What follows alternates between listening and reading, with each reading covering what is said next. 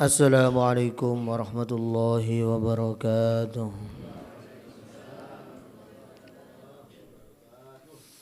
Bismillahirrahmanirrahim. Ila hadratin Mustafa Sayyidina Muhammadin sallallahu alaihi wasallam wa ala alihi wa azwajihi wa dhurriyyatihi wa hibaitihi jamil anbiya mursalin wa sahabat tabi'in tabi'at tabi'in lahum bi ihsan ila yaumiddin syai'an lillahi lahumul fatihah. A'udzu billahi minasyaitonir rajim. Alhamdulillahi rabbil alamin arrahmanir rahim maliki yaumiddin iyyaka na'budu wa iyyaka nasta'in shiratal ladzina an'amta 'alaihim ghairil maghdubi 'alaihim waladdallin. Jamil anbiya mursalin wa sahabat tabi'in tabi'in lahum bi ihsan ila yaumiddin. Syekh Abdul Qadir Jalani rahmatullahi ta'ala jami' Syekh Darqadina sabda miladun Rasulillah sallallahu alaihi wasallam. Ya Allah, Sayyidi wa sallimu furim li bidihim hawaid mahdunya wal akhirah. Al-Fatihah. A'udzu billahi minasyaitonir rajim. Bismillahirrahmanirrahim. Alhamdulillahi rabbil alamin arrahmanir rahim maliki yaumiddin iyyaka na'budu wa iyyaka nasta'in ihdinas siratal mustaqim siratal ladzina an'amta 'alaihim ghairil maghdubi 'alaihim.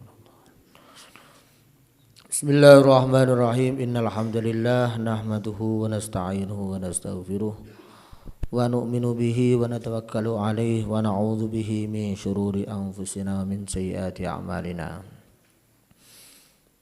Qala Allah ta'ala fil Qur'anil Karim yarfa'illahu alladhina amanu minkum walladhina utul ilma darajat. Hadirin para alim ulama, para masyayikh, para asatid jamaah ngaji Jumat rahimakumullah. Alhamdulillah, lagi-lagi kita dihadirkan oleh Allah SWT di dalam majelis yang besar, yaitu majelis ilmu, yang mana Nabi bersabda, ya Abadar la antagdua fata'allama ayatan min kitabillah khairun laka min antusalliya mi'ata rak'ah. Wahai Abadar, kamu berpagi-pagi mempelajari satu ayat daripada kitabullah, itu lebih baik untukmu daripada sholat 100 rakaat.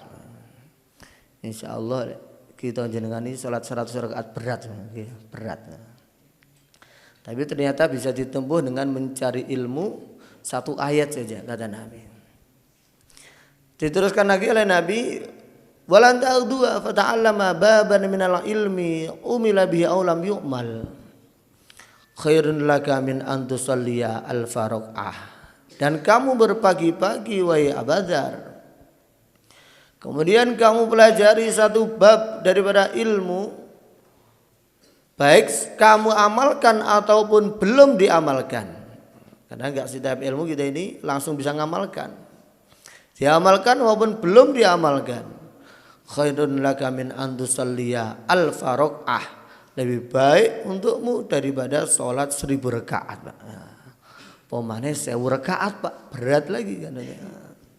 Maka ternyata bisa ditempuh untuk umat akhir zaman ini dengan mempelajari dari satu bab ilmu agama. Maka kita syukuri dengan alhamdulillah.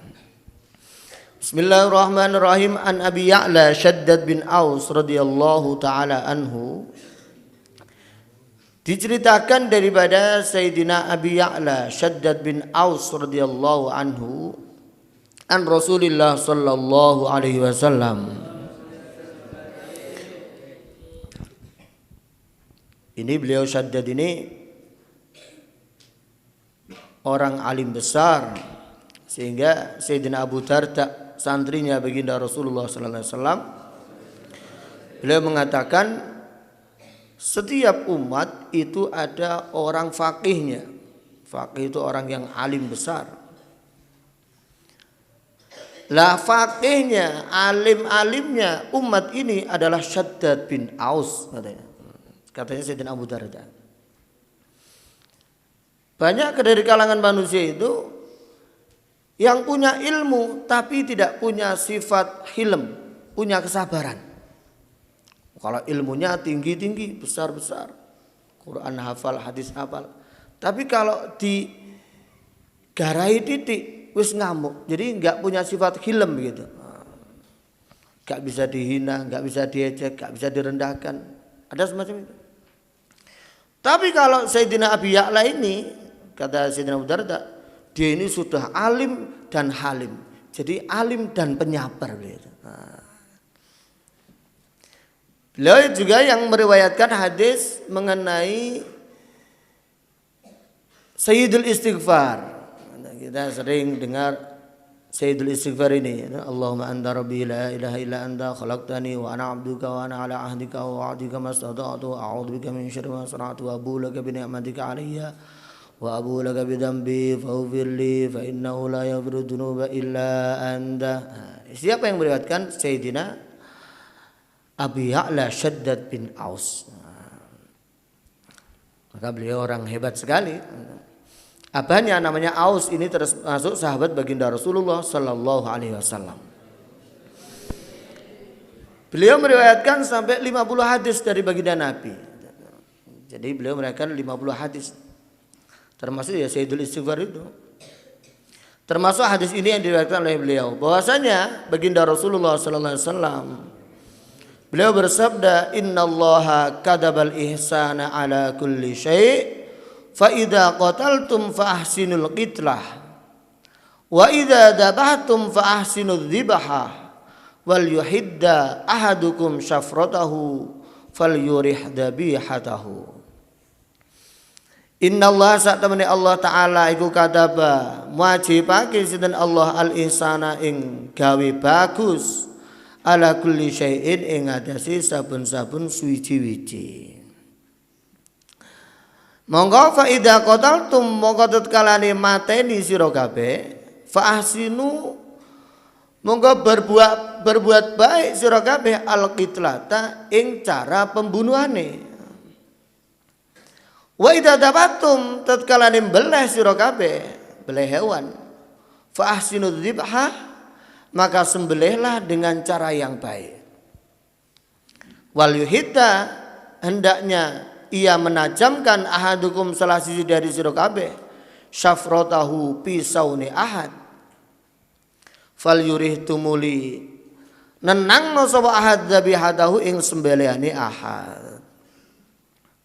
Jadi maksudipun Allah taala niku mewajibkan dumateng kita sedanten para manungso nggih ingkang sampurna berbuat baik pada segala sesuatu, baik terhadap kita piyambak ya, maupun pada pembantu kita, keluarga kita, hewan-hewan yang kita miliki maupun hewan yang lain.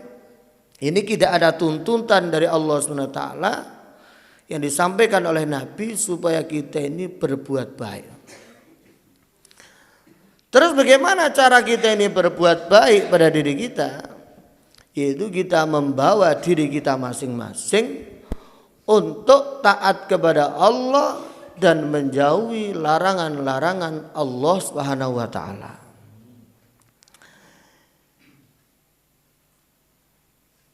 Ini yang mesti kita usahakan.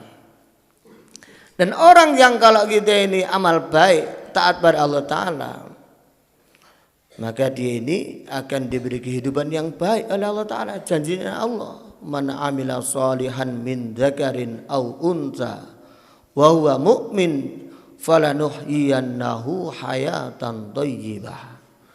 Man amila salihan, barang siapa beramal baik, min dzakarin laki-laki aw unsa perempuan, wa huwa mu'min sedangkan dia orang yang beriman, falanuhyiyannahu sungguh kata Allah Ta'ala, ditambahi lam taukid di sini, sungguh aku akan memberi kehidupan dia hayatan thayyibah dengan kehidupan yang baik.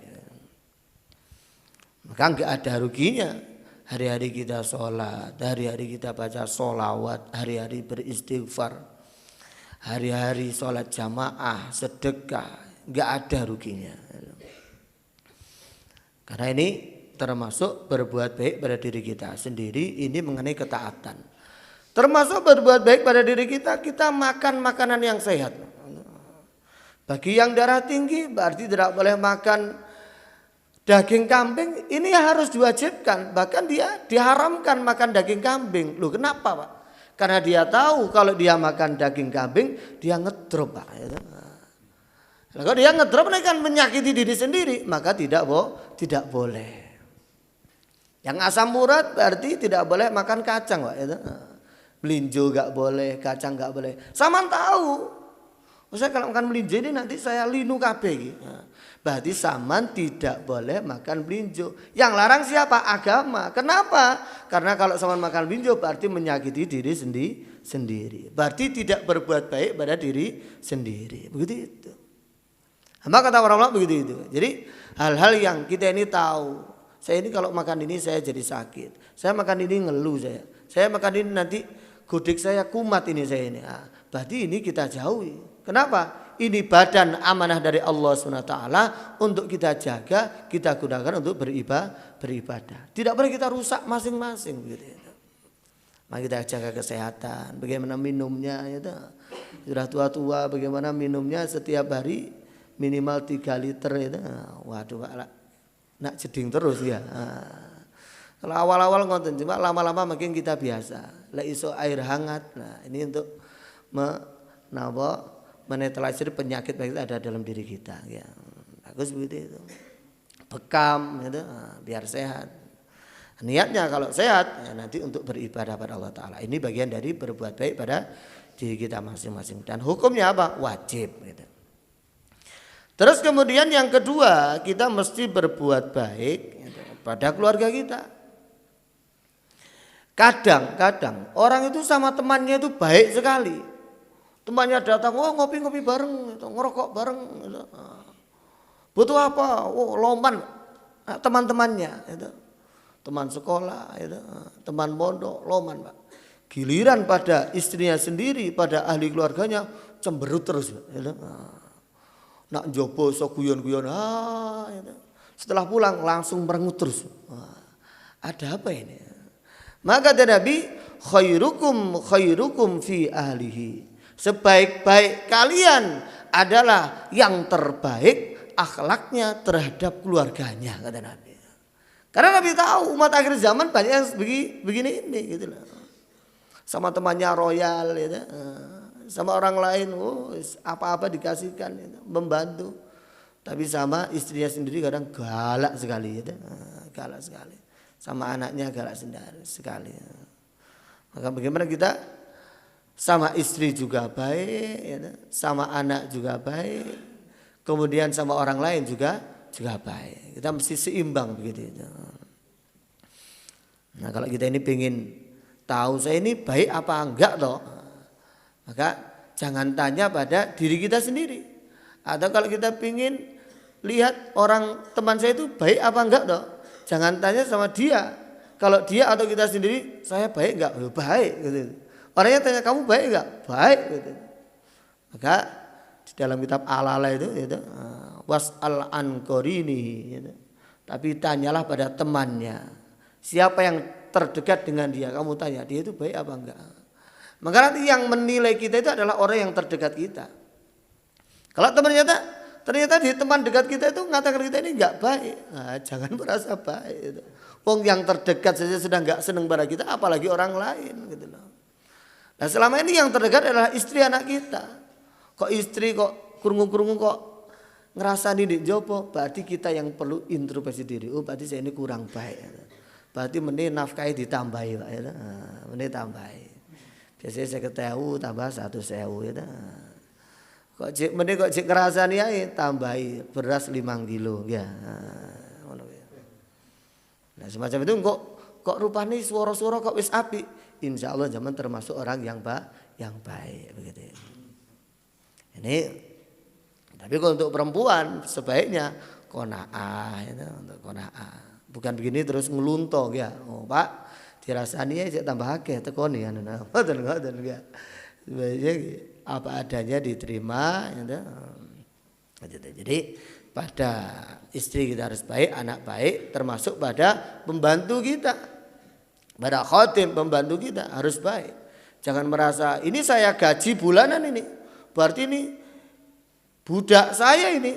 Maka apa-apa disuruh, air, ambilkan ini, cucikan ini. Padahal kita kadang bisa sendiri gitu. Sandal tatakno, apa? Waduh. Merasa kita membayar setiap bulan. Nah, ini kurang baik, gitu, kurang baik. Salah sedikit, ngono ora iso, ngono. Loh, Masya Allah. Baginda Rasulullah sallallahu alaihi wasallam dibantu oleh Sayyidina Anas bin Malik, gitu. Anas bin Malik. Membantu selama 10 tahun. 10 tahun. Maka ketika membantu Nabi selama 10 tahun, beliau mengatakan, selama saya membantu Nabi, Nabi tidak pernah mengatakan pada saya, kenapa kamu begini? Gak pernah. Maknanya mesti setuju apa yang dibuat oleh pembantunya. Seumpamanya wedang anget, enak alhamdulillah. Kok pas adem, enak alhamdulillah. Pas pahit, pas cocok jamu. Pas legi, jadi pabrik gula jadi akeh. Jadi Nabi 10 tahun gak pernah marah pada pembantunya. Ya saking api cara membantunya dan saking api baginda Rasulullah sallallahu alaihi wasallam. Ya, kadang kita ini semena-mena, itu semena-mena. Tukokno iki, keliru diamuk balik nona ya, diamuk balik nona. Ya Allah. Bagaimana kalau kita sebagai pembantunya kira-kira kan begitu. Maka kita jadi pembantu yang baik, jangan marahan, ya, memaafkan, ya. Karena di antara 3 orang kata Nabi ini sama-sama dapat pahalanya di sisi Allah Ta'ala. Yaitu orang yang suami yang mencari uang untuk bersedekah, istri yang memasakkan untuk sedekah, pembantu yang mengantarkan untuk sedekah. Kata Nabi sama-sama dapat pahalanya sedekah. Ini 3 komponen Pak, 3 komponen. Kalau zaman Sayyidina Ali rahimahullah ta'ala, Sayyidina Ali itu makannya bukan Sayyidina Ali sendiri, Sayyidina Fatimah, Sayyidina Hasan sendiri. Enggak, pembantunya pun dipanggil di sana untuk makan bareng. Kalau kita kadang kan gengsi Pak, ya. Pembantu makan ya golokon iki kono wis ibu-ibu dhewe. Iki kudu dicepakno ndak aku meja makan iki ya. Kok melok ndek kene mangan ndek gerombolan ini, kita kadang malu Pak, gengsi. Kalau Sayyidina Ali enggak begitu. Pembantunya juga makan bareng di situ. Ini Sayyidina Ali radhiyallahu anhu. Maka kita ini tiru begitu itu. Maka ini berbuat baik keluarga pada pembantu kita harus baik. Dan ini ada pahalanya begitu banyak dan wajib bagi kita. Terus kemudian termasuk berbuat baik pada keluarganya, wa ya'muruhum bil ma'ruf, kita perintahkan pada keluarga itu hal-hal yang baik. Bagaimana di rumah kita masing-masing. Kalau kita nggak bisa ngaji setiap minggu, setiap hari, ya kita adakan taklim di rumah kita. Mungkin baca kitab Riyadhus Shalihin. Apalagi saat ini sudah banyak buku-buku kitab terjemah sudah banyak Pak. Kitab Ihya Ulumuddin sudah ada terjemahnya sekarang. Kalau kita ingin baca Ihya, terjemahnya juga sudah ada. Atau kita baca buku Fadilah Amal karangan Syekh Maulana Zakaria. Termasuk sanadnya guru-gurunya Syed Muhammad Alawi Al-Maliki, Syekh Zakaria. India. Sekarang kitab namanya Fadilah Amal. Kecil segini. Paling harganya 60.000 Pak. Isinya Al-Quran, hadis, perkataan para ulama yang ngambil nukil-nukil dari kitab Ihya, dari kitab Mishkah, dari berbagai macam kitab Pak. Di situ itu. Kitab Fadilah Amal namanya. Ini kalau kita baca ini, nanti di rumah kita ada nur cahaya Al-Quran, nur cahaya sabda Rasulullah Sallallahu Alaihi Wasallam. Sehingga di rumah kita ini tidak hari-hari nonton sinetron Pak. Ada waktunya mungkin nonton sinetron, cuma ada waktunya untuk kita taklim, kita bacakan firman Allah Ta'ala, kita sampaikan sabda Rasulullah Sallallahu Alaihi Wasallam. Di situ ada kisah-kisahnya sahabat. Kisah sahabat ketika masih kecil, kisah sahabat yang sudah besar, peperangan para sahabat, bagaimana istri-istri Rasulullah, anak putri Rasulullah diceritakan semua di situ, Pak. Sehingga kita ini bukan hanya niru artis-artis yang ada di sinetron, tapi kita ada meniru para sahabat, orang-orang salafus soleh, Pak. Kapan kita bisa meniru? Ketika kita ada taklim di rumah kita masing-masing, gitu. Ada taklim. Atau bawa buku apa? Buku hadis, ada terjemahnya, kita baca. Nah, ini termasuk salah satu kita ini cara memerintahkan kebaikan pada keluarga kita. Karena kadang orang itu ketika kita suruh berbuat baik, berat Pak. Kamu begini, berat Pak. Sholat jamaah, berat. Sholat tahiyatan masjid, berat. Sholat tasbih, berat. Tapi kalau kita bacakan kitab, bukan kita yang bicara, tapi ini loh hadis Nabi menerangkan begini nih. Ayo kita sama-sama ngamal. Kira-kira marah enggak Pak? Tidak akan marah Pak. Caranya begitu itu. Ini salah satu berbuat baik. Pada anak bagaimana? Kita batasi main HP-nya anak. Nah kalau memang main HP jam sekian sampai jam sekian. Kalau bisa enggak usah kasih kuota biar enggak lihat yang sembarangan. Kalau game ya game-game yang tidak terlalu mengganggu pelajarannya. Ini kita mesti peduli begitu itu. Ini bagian dari berbuat baik pada keluarga kita. Termasuk Nabi SAW bersabda, kafa bil mar'i itsman ayyudai'a may ya'ulu. Cukup orang disebut dengan pelaku dosa ketika dia menyia-nyiakan orang yang ia biayainya. Menyia-nyiakan keluarganya. Pokoknya aku nak bojoku penting tak nafkahi beres, kono salat kono-kono, ngaji kono-kono. Anakku penting tak kei duit apa jare ibu wis kono-kono. Lah ini kata Nabi kafa bil mar'i isman, dosa kita. Kenapa? Kita tidak mengurus tentang agamanya istri dan anak-anak kita. Nah ini tanggung jawab kita. Kata Nabi, kullukum ra'in wa kullukum mas'ulun an ra'iyati. Setiap kita ini adalah pimpinan, akan ditanya mengenai kepemimpinan kita. Kalau kita enggak punya istri, enggak punya anak, berarti diri kita ini, jiwa kita memimpin diri kita. Bagaimana kita ajak untuk amal agama. Kita punya istri berarti tambah pasukan istri. Kita mesti tanggung jawab. Nah dalam Al-Quran nanti al-akhillau yawma idin ba'duhum li ba'din adu. Orang-orang yang saling mencintai hari ini.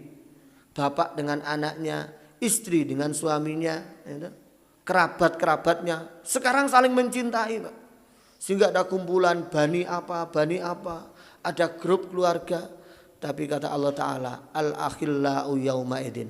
Para kekasih pada hari itu, yaitu pada hari kiamat, ba'duhum li ba'din adu, satu sama lain saling memusuhi.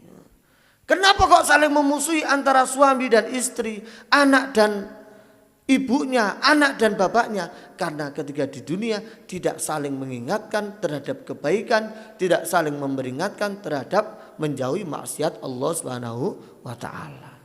Maka harus dibuat ini, dibuat. Kita buat taklim di rumah kita, Wa amal ihsan ila sairin nas. Kemudian yang ketiga, wajib berbuat baik juga pada keseluruhan manusia. Bagaimana berbuat baik pada manusia? Maka kita ini berteman dengan mereka dengan baik. Ngomong pilihan kata dengan pilihan kata yang baik. Memanggil temannya panggilan yang baik. Jangan orang kurus kemudian dipanggil seteng. Seteng. Nyapa kurus. Jangan orang kemudian kurus dipanggil gepeng. Kita panggil nama yang diberikan oleh orang tuanya. Jangan gemuk dipanggil bunder, nanti orang itu tidak senang. Kita panggil seakan wong tua ini jenang abang, jenang pas jeneng no itu wis jenang abang. Bahkan kadang be akikoh pisan. Wedhus siji regane 3 juta, loro 6 juta, Jeneng no jenenge sing apik pisan Muhammad Sa'dullah, Tahu-tahu zaman celuk gepeng, kira-kira ya no. Nah, semacam ini kata Nabi, kita kalau manggil orang yang baik. Maka ada sahabat itu yang namanya itu apa? Khuznan. Ada nama sahabat namanya Khuznan, masuk Islam. Maka ketika datang pada Nabi, maka oleh Nabi langsung diganti dengan Sa'dan atau apa. Kalau Khuznan artinya susah, Pak. Nabi roh ini kok nama yang susah ini, gak baik ini. Oleh Nabi langsung diganti, diganti dengan nama Sa'dan atau apa itu. Bukan diganti nama yang baik oleh Nabi. Maka sunnah mengganti nama itu, kalau nama kita buruk, sunnah diganti nama yang baik. Apalagi nama Muhammad itu yang terbaik, gitu. Abdullah, Muhammad. Dalam satu hadis, orang itu kok di dalam keluarganya ada yang namanya Muhammad, Pak, maka dia akan diberi rezeki kebaikan di dalam rumahnya. Gitu. Maka di zaman omai kabeh ku jenenge kok golongane Toto, gitu. Jeneng Kraono apa Grenopo ya teng riyane kan gak ono Muhammad iblas bukan jenengan jeneng abang malih ya mbeleh pitik malih siji anak kuwi tak jenengno ono sing Muhammad minimal ditambahi ya Allah. Nah kata Nabi, orang yang di dalam rumahnya ada yang namanya Muhammad akan diberi rizki kebaikan di dalam rumahnya. Gawe tumbal Pak, kan lumayan ya, lumayan. Bahkan dalam satu hadis nanti ketika di mahsyar maka seluruh orang akan dipanggil sesuai dengan nama-namanya. Nanti orang yang namanya Muhammad akan dipanggil duluan untuk dimasukkan surganya Allah Ta'ala. Eman itu, eman. Namanya gak Muhammad. Maka tambahi Muhammad. Kan gak ada batasan ganti nama itu sampai kapan gak ada batasan. Walaupun sudah sepuh, itu, jenang abang gak bohong ya. Sudah sepuh, ya jenang abang, saya kurang payu ya. Tuku opo hack chicken apa tuku apa ngoten ya. Tak bagikan. Selamatan apa to? Jenengku tak tambahi. Jeneng sapa? Muhammad. Ben apa? Nak swarga dhisik daripada sampean. Tambahi Muhammad. Maka kita manggil teman kita dengan nama yang baik begitu itu. Terus kemudian ketika kita mendapatkan teman-teman yang kurang baik, tetangga yang kurang baik, wa yatahammalu adzahum, kita tahan uji atas keburukan-keburukan dari tetangga, dari orang-orang selain kita. Ada kisah yang sangat masyhur dari Sayyidina Hasan Al-Basri. Beliau itu rumahnya di bawah. Kemudian ada orang Nasrani yang rumahnya di atas. Maka sebagian riwayat ada yang mengatakan rupanya itu di tebing-tebing, jadi di gunung gitu. Jadi rumahnya Hasan Basri di bawah, yang tebing atasnya ini rumahnya tetangganya orang Nasrani. Ada yang mengatakan bahwasanya rumahnya panggung. Nah, panggung di bawah Hasan Basri, di atas itu orang Nasrani, begitu itu riwayatnya. Nah, kemudian sudah lama Sayyidina Hasan Al-Basri ini di rumahnya itu ketetesan WC-nya orang yang di atas lah. Lah ini ketetesan selama 20 tahun, Mbak. 20 tahun. Sehingga termasuk pekerjaan Hasan Al-Basri, pekerjaannya hari-hari beliau kan setiap pagi kalenge ya, embere salap teng netesi kotoran iki, Pak. Baru mangke sore baru diambil dibuang. Terus dipasang maneh. Sore dibuang pasang maneh. Selama 20 tahun, Pak. Lek sampean kira-kira ya napa, Pak? Dukun bertindak, kiai bertindak ya, polisi bertindak, macam-macam kalau kita. Saya langsung begitu itu. Maka suatu ketika beliau sakit. Orang Nasrani ini tahu. Maka beliau jenguk Syekh Hasan Al-Basri. Ketika dijenguk maka beliau tahu tetesan ini tes. Dan tentunya baunya ya Masya Allah, kita bisa bayangkan sendiri kan gitu, baunya Masya Allah. Maka itu tanya, WC ini tetesan dari mana? Oh nggak tahu, nggak tahu, nggak pernah nyelidiki, Pak. Itu kok dia nggak pernah diselidiki Mas Hasan. Saking api wong, nggak tahu saya. Pokoknya ada terus saya adai terus tak buang. Maka oleh orang Nasrani diturut, Pak. Ternyata dari rumahnya.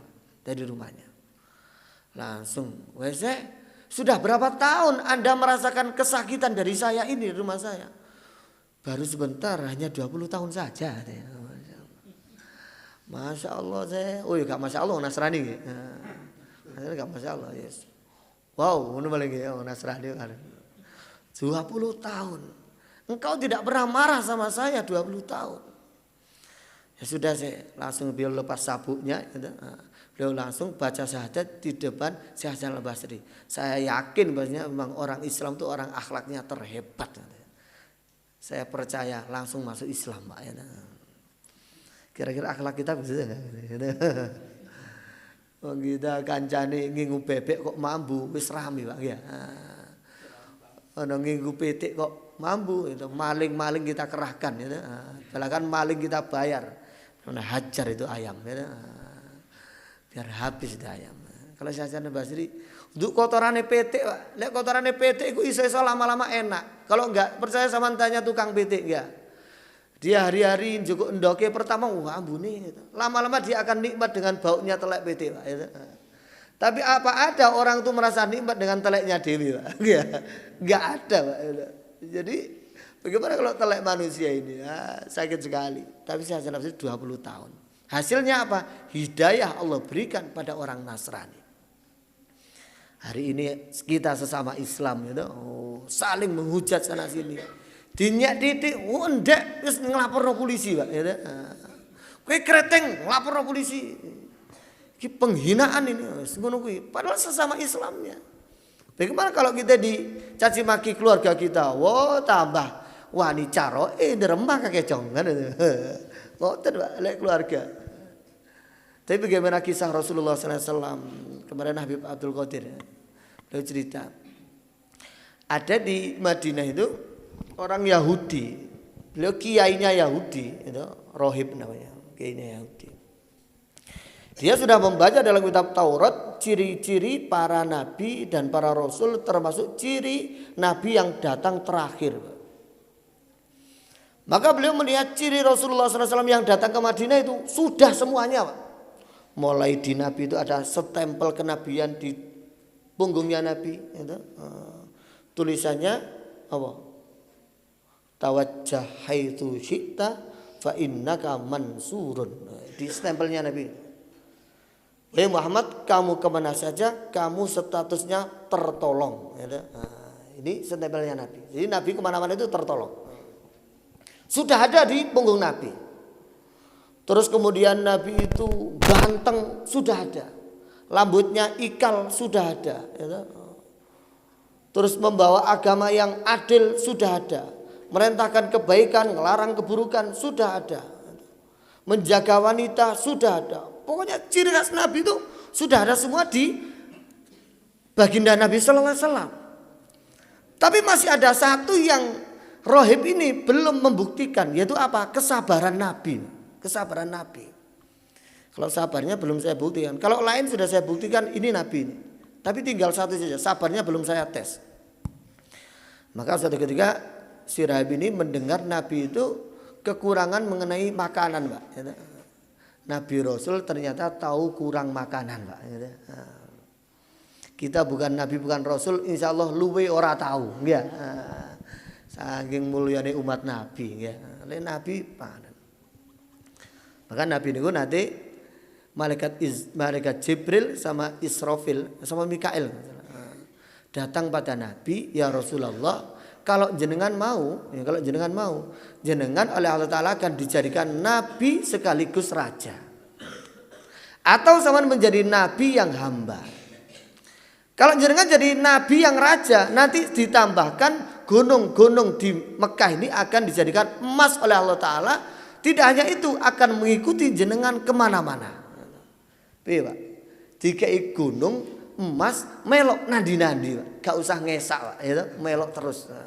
Lek Gusti Allah sing ngatur ya iso wae, ya, wong iso wae.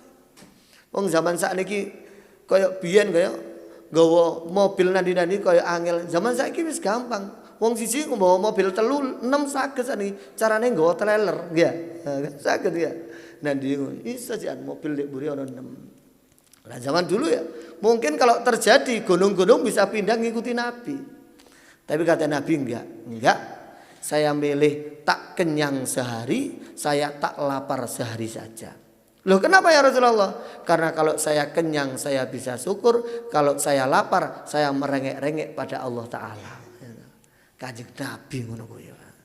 Lah kita ya menungso ya. Luwe gak siap, Pak, ya. Luwe gak siap. Kalau Nabi ini Masya Allah. Maka si rahib ini tahu Nabi itu waktu itu kurangan makanan, datang pada Nabi. Wahai Muhammad, saya punya harta ini, punya makanan ini. Silakan kamu pakai.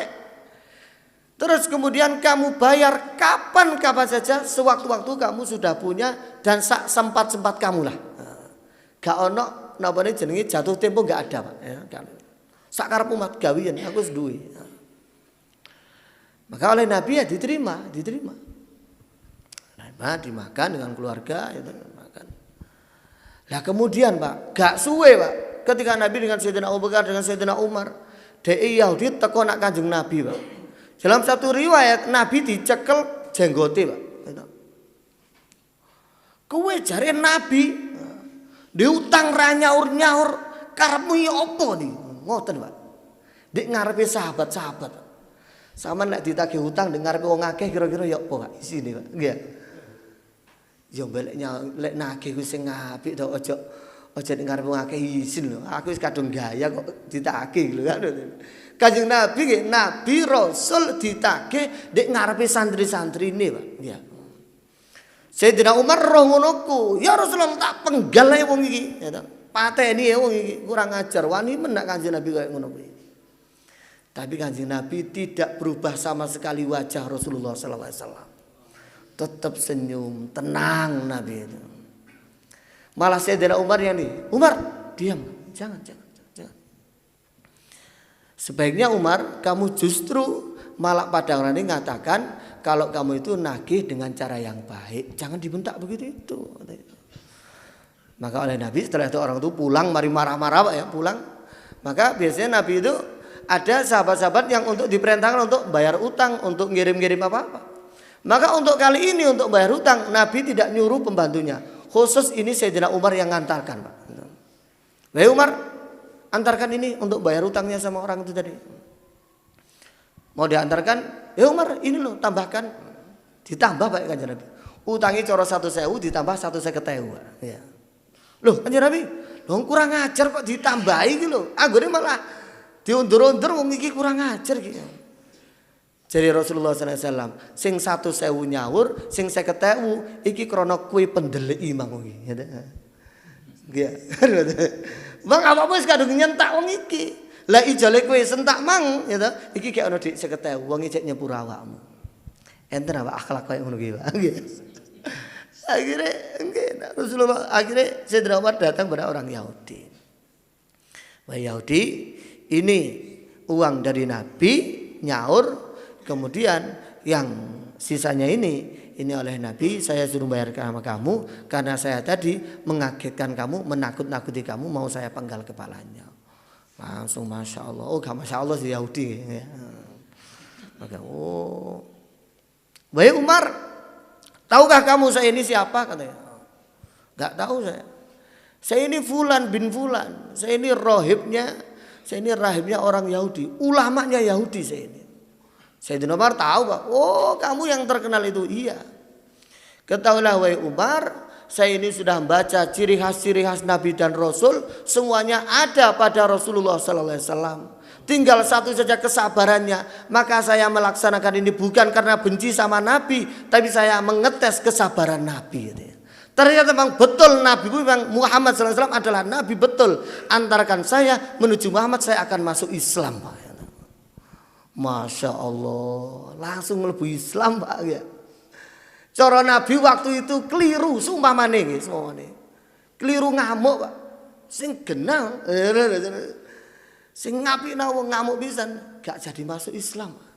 Tapi karena Nabi gak berubah wajahnya, tetap senyum, tetap baik, malah nyaurnya ditambah dari umumnya, dari biasanya, maka ini loh Nabi tenan iki. Masuk Islam Pak ya. Nah itulah akhlak kita mestinya pada orang lain gitu itu. Maka kita sesuaikan, kita yang duwe utang yo ojo ngundur-ngundur ya. Sing ngutangi lek nagih yo sing apik kan ngoten. Kata Nabi sallallahu alaihi wasallam dalam kitab Majrur Rabih, barang siapa dia punya hutang kemudian hatinya ada keinginan untuk membayarnya, keinginan ada untuk membayarnya, sehingga dia pada doa pada Allah Ta'ala, ya Allah dari hutang saya, maka orang semacam ini tidak akan mati-mati sebelum oleh Allah Ta'ala dikersakno bayar hutang-hutangnya. Tapi Wong gelem niat nyaur utang iki ya perlu hidayah, Pak. Ngoten lho. Soale ya ana wong ruwet bayar utang emoh nggih wonten ngoten lho. Sampeyan gak nyaur utang emoh itu. Kadang ya cek duwe kreditan opo itu. Gurung kreditan gurung entek wis utang maneh. Iki gurung entek wis utang maneh. Kenapa? Ya ngoten niku. Kayak gak penak lek gak diutangi gak penak. Jadi gak semangat lek nyambut gawe gitu. Jadi urip tenang ora penak. Iki wong normal apa piye? Lah yang punya hutang tuh pengin bayar hutang biar tenang kok kan itu. Oh itu yang kalau kita punya hutang harus ada azam, niat dalam hati, ya Allah, sewaktu-waktu saya ada rezeki saya akan bayar hutang. Tapi tenanan lek duit aja digawe tuku sembarang. Nyaur hutang gak iso pedah anyar, ya. Nyaur hutang gak iso omah tambah dhuwur. Lah iki piye to? Kan maka kita mestinya seimbangkan. Yang punya hutang nyaur dengan baik. Yang yang ngutangi dia ini menagih dengan cara yang baik begitu. Ada doa khusus yang diajarkan oleh Nabi untuk supaya mudah bayar hutang. Yaitu dalam kitab Muntakhab disebutkan ada sahabat yang tanya kepada ya Rasulullah, saya hutang ini banyak ini. Maka berilah saya doa supaya bisa bayar hutang. Maka Nabi memberi doa, Allahumma kfini bihalalika an haramika wa aghnini bifadlika amman siwak. Apal sedane insyaallah pagi. Allahumma kfini bihalalika an haramika wa aghnini bifadlika amman siwak. Lek utange 3.000 rupiah macane ben mari salat ping 3 ya. Lek 3 juta ya ping 1.000 ngoten lho, tergantung ya. Ojo kula niku utange akeh macane ping 3 kok gak mandi-mandi lah macane ping piro kan ngono. Iki kadang masalah ngono. Masalah kula kuwatane ya wis maca selawat sallallahu alaihi wasallam wis. Laporne nak kiai ini, kiai jare maca selawat beres masalah. Iku masalah kok tambah akeh. Macane ping piro setunggal lho kenduk kan. Maca sing akeh tergantung masalahe ya. Lek kepingin motor Vario ya modale 15 juta kan ngoten. Kepingin Nmax ya 20 juta. Ya ngetokno dhuwit akeh. Lah utange piro? Berarti selawate kudu luwih akeh kan ngoten. Utange akeh Allah makfini bihalalika diteter sing akeh ya. Terutama sadurunge subuh mari tahajud ya. Aja mek turu tapi ya. Wiritan tenanan. Allahumma kfini bihalalika haram bi agni fadri amasak ya Allah ya Allah. Kata Nabi barang siapa mengangkat tangannya bilang ya Allah ya Allah ya Allah, maka Allah malu ya toh, ketika dia kembali tangannya untuk tidak menunaikan hajatnya Pak ya toh. Saiki lek kula teko teng griyane jenengan Pak kula diartani Pak piro ya 10.000 mawon gak sampean kei Pak. Bareng aku tekon ya, Pak, mbok jauh duit ya Pak, aku 10.000 ya Pak, aku penting tak kei mangan. Mana aku tekon nih, kira-kira saman risih ngekei nopo mboten Pak? Mesti saman kei Pak. Apa meneh mek 10.000 saman kei Pak? Gak ngurangi donyane sampean mek 10.000 nggih. Walaupun cara ngurangi ya tuwidik ngoten, cek larangan regane surya nggih. 10.000. Iki regane alami nggih, alami. Saman kekno balik 10.000. Padahal ngelongi hartane sampean. Saman izin apa meneh njaluke nek ngarepe wong akeh. Aku tuh kena saman ngarepe, Cak, didik 10.000 aja. Iki lho aku bensin entek. Saman ngarepe wong akeh, apa meneh nek ngarepe bojone. Wow. Ojo mek 10.000, Cak. Ndak ngono, Pak. Gengsi, Pak. Padahal itu ngurangi harta saman walaupun sedikit. Bagaimana kata Nabi sallallahu alaihi wasallam ketika seumpama seluruh manusia mulai zaman Nabi Adam sampai terakhir, seluruh jin mulai zaman dulu sampai yang terakhir minta sama Allah Ta'ala apapun permintaannya oleh Allah Ta'ala diberikan semuanya, maka kata Nabi tidak mengurangi khazanah kekayaan Allah Ta'ala kecuali hanya 1 tetes saja Pak. Gak kurang belas dunia Allah Ta'ala. Lah ngono mosok be Allah Taala kene jauh ya Allah Taala gak dikei. Ora mungkin. Mek kadang ngangkat iku sing gak kuat ya. Ngangkate sing gak kuat ngoten lho. Utawa ngangkat tapi nglambyar, itu ya masalah. Ngangkat mek ngantuk itu. Delok sinetron betah itu giliran sallallahu alaihi Muhammad der. Nah, semacam ini bagaimana? Maka ini doanya biar nyaur utang Allahumma kfini bi halalika an haramika wa aghnini bi fadlika amma siwak. Ping pira tergantung utange. Sakar sampeyan tergantung utange. Yang jelas wis ngono kuwi, gak ono donga mbek Allah taala gak disembadani iki gak ono ceritane gak ono. Insyaallah jenengan kabeh ku mulai cilik sampai saiki sudah beberapa perkara yang Allah mustajabkan sama sampean ya. Mungkin biyen gak duwe motor. Ya Allah, cara duwe motor kepingin rek sing apik ngono. Saiki sampean wis duwe kadang wis lali biyen dongane. Ya Allah taala digawe ya. Ngono kuwi, Pak. Biyen omahe bocor ya to, mangan apa lek biyen mangane napa, Pak? Tewul napa niku? Gaplek. Roh wong sugih mangan beras, Pak.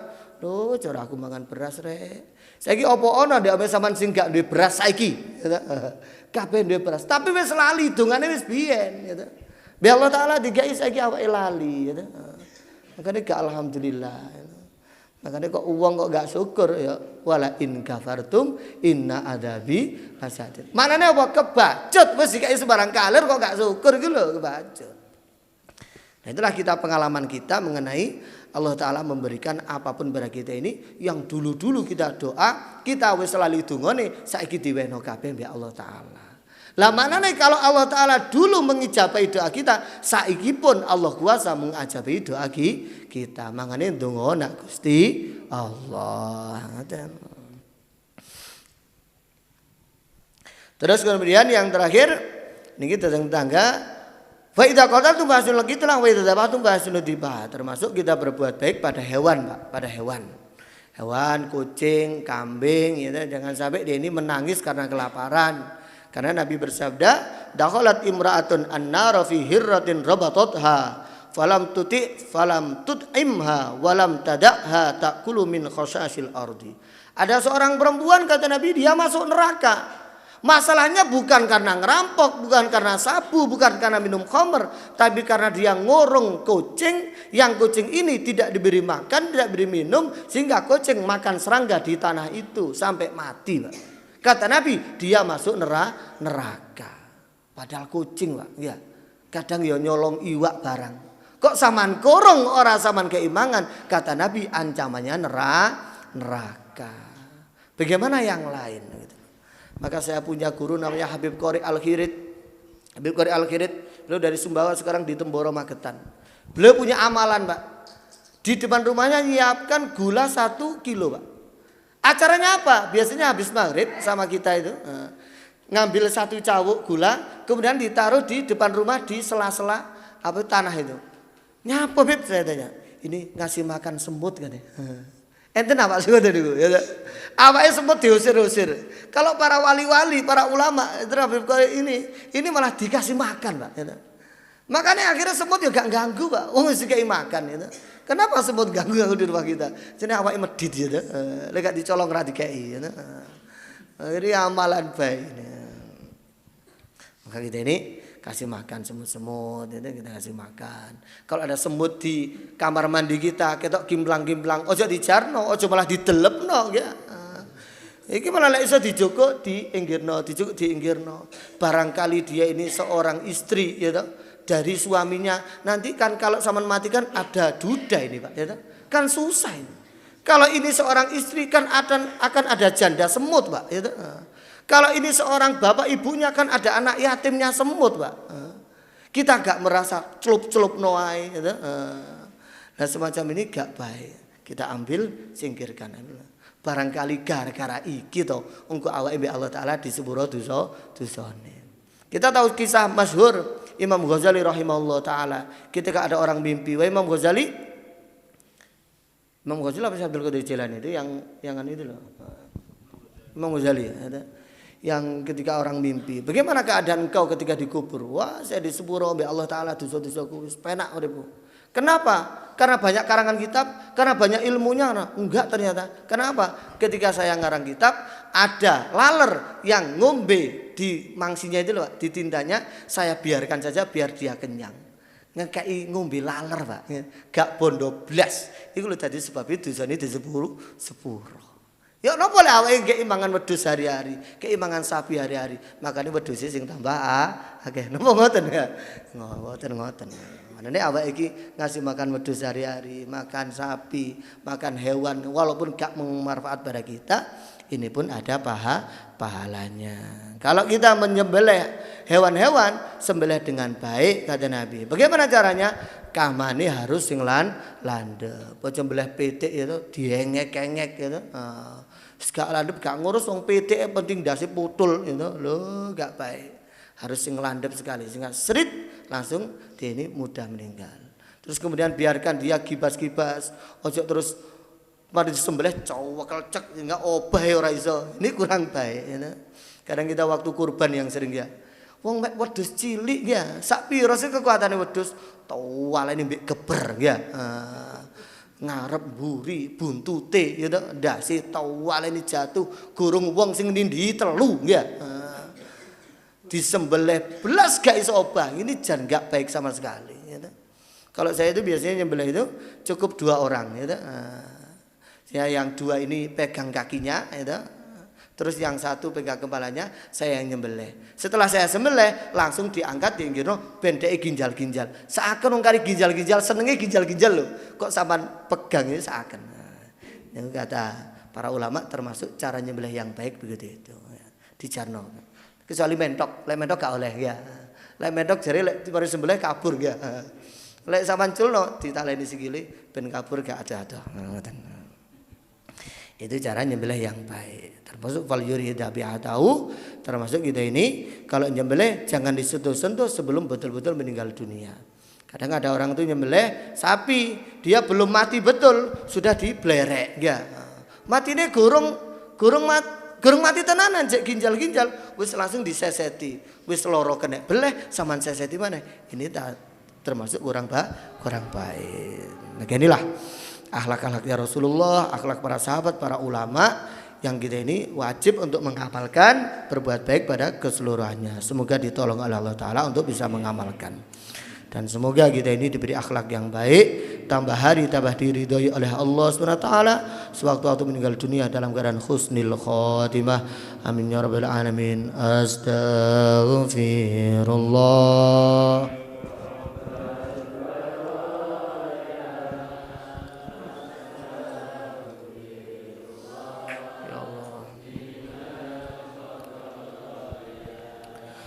Rabbi zidni ilman nafi'a wa wafiqni amalan salihah. Astaghfirullah Rabbal baraya. Astaghfirullah minal ghadaya. Rabbi zidni ilman nafi'a wa wafiqni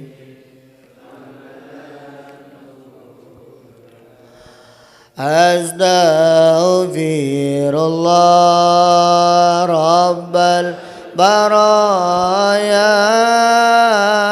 Astaghfirullah minal khataya.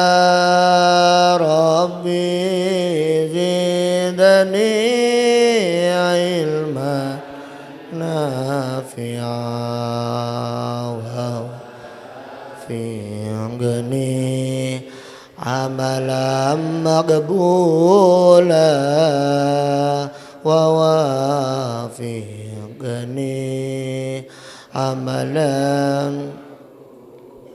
Allahumma salli ala Sayyidina Muhammad wa ala ali Sayyidina Muhammad kama sallaita ala Sayyidina Ibrahim wa ala ali Sayyidina Ibrahim fil alamin innaka Hamidum Majid.